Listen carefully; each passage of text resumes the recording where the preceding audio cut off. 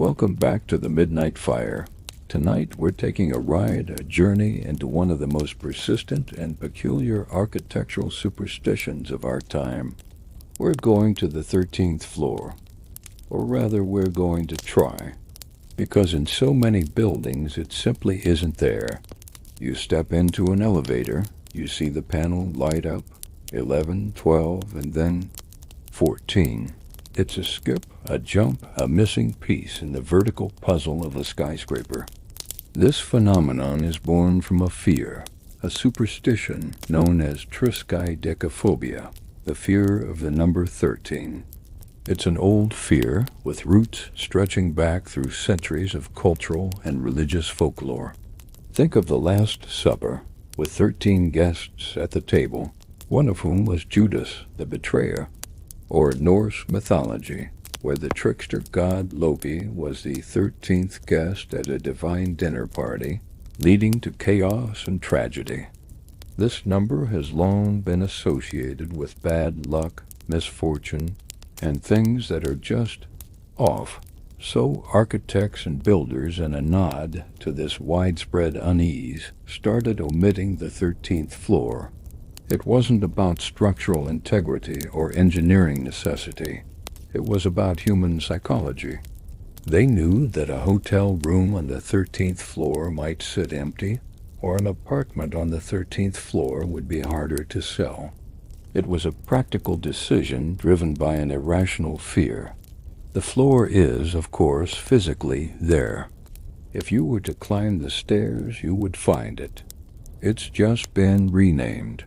It's often called 14, or sometimes 12A, or even a M for mezzanine.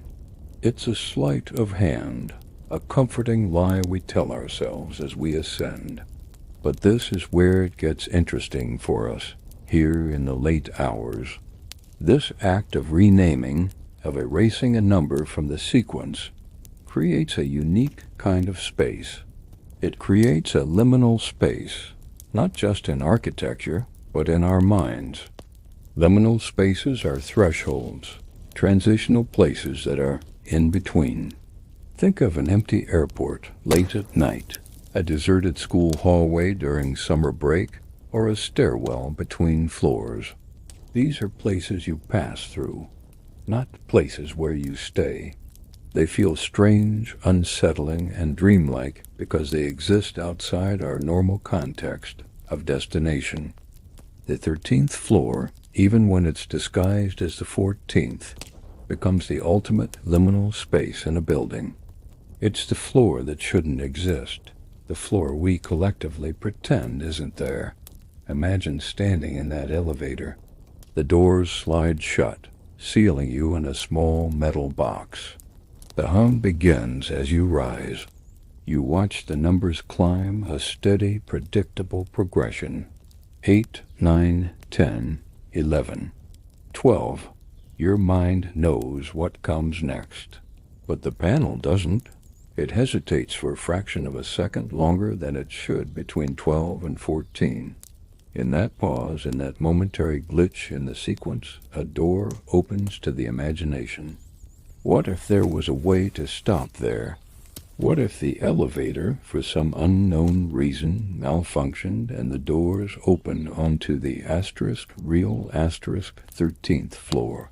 The one that isn't on the blueprints? The one that exists in the gap? This is the heart of the modern folklore surrounding the 13th floor elevator.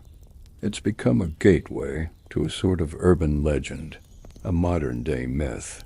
Stories and creepypastas describe complex rituals to access this hidden level. Pressing buttons in a certain sequence, holding the door open at a specific time, being the only one in the elevator after midnight. The methods vary, but the destination is always the same, a place that is not quite part of our world. What do people say they find there? The descriptions are often hazy and contradictory, like memories from a fever dream. Some say it's a version of the building that's old and decayed, covered in dust, with peeling wallpaper, and the faint sound of music from a bygone era. Others describe a place that is unnaturally clean, sterile, and silent, where the clocks on the wall are all stopped at 1313. Sometimes it's just an endless hallway of identical doors, none of which will open, or a single empty room with one flickering light bulb. The common thread is a feeling of deep, profound wrongness.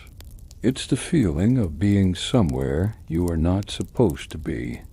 The air is heavy, the silence is deafening, and you are overcome with the sense that you are being watched.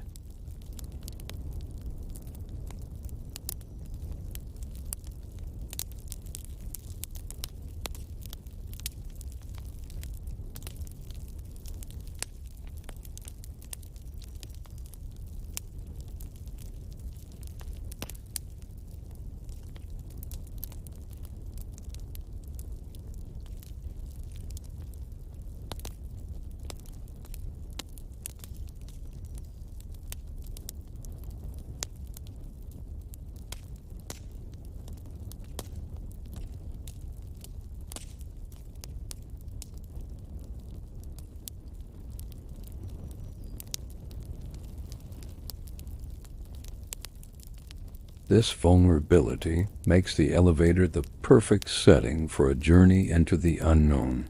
The fear isn't just about the number 13 anymore. It's about what that number represents. A break in the pattern. Our lives are built on patterns, on predictability. We wake up, we go to work, we come home. We expect the sun to rise, and we expect the numbers on an elevator panel to go in order. When that pattern is broken, it's deeply unsettling. It suggests that the reality we take for granted might be more fragile than we think. The story of the hidden 13th floor taps into this deep-seated anxiety. It's the fear of the unknown that lurks just beneath the surface of the mundane. You could be in any office building, any hotel, any apartment block. You press the button for your floor, a routine you've done 1,000 times. But tonight, something is different. The elevator shudders. The lights flicker. And when the doors open, you're not where you're supposed to be. You're on the 13th floor. This legend is powerful because it's so plausible. It doesn't require a haunted house on a remote hill or a monster in the deep woods. The portal is right there, in the most ordinary of places. It turns a daily commute into a potential brush with the uncanny. It transforms a simple piece of architecture into a source of mystery and dread. So why do we continue to tell these stories? Why do we find a strange comfort in being scared by the idea of a missing floor? Perhaps it's because these tales remind us that the world is still full of mystery. In our highly rational, mapped out, and explained world, the idea that there are still hidden corners, secret levels, and glitches in the system is strangely thrilling. It suggests there's more to reality than what we see on the surface. The 13th floor is a symbol. It's a monument to a collective superstition, an architectural ghost born from our own anxieties. It's a physical manifestation of a gap in our logic, a space created by fear. And as long as we have elevators that skip from 12 to 14, we will have stories about what lies in between. We will continue to wonder, late at night, what would happen if the elevator made an unscheduled stop. The next time you step into an elevator and see that missing number, take a moment. Feel the slight hum as you ascend. Watch the numbers pass. And in that brief pause where 13 should be, let your imagination wander. What do you think is there? An echo of the past? A glimpse of another reality? Or just nothing? The most terrifying and fascinating answer might be that we can never truly know. It remains a place we can only visit in our minds, a destination forever waiting in the space between the floors. Thank you for joining me here at the Midnight Fire. Keep looking for the breaks in the pattern and don't be afraid of where they might lead. Until next time, stay curious and sleep well if you can. Don't forget to like, subscribe, and hit that bell so you don't miss our next journey into the shadows.